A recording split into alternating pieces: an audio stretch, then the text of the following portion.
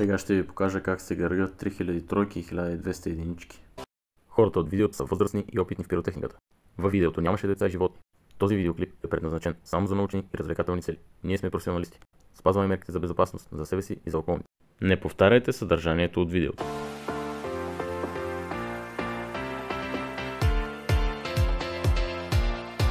Това тук е една от дъските, на които ви легах.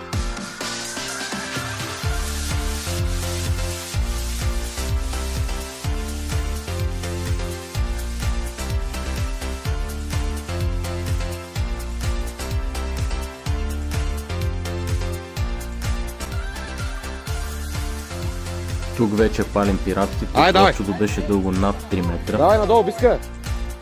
Давай надолу.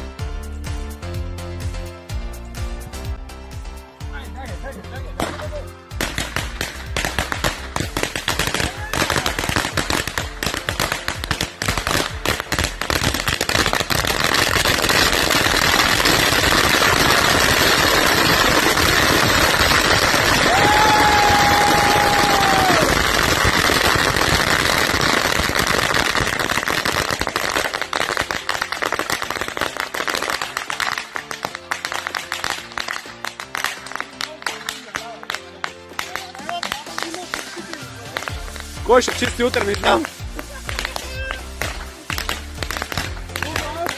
Още гърмат, брат!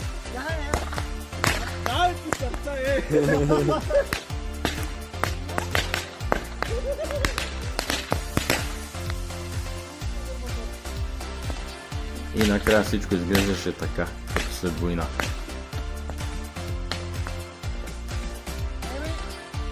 Ами това бяха 3000 тройки и 1200 един.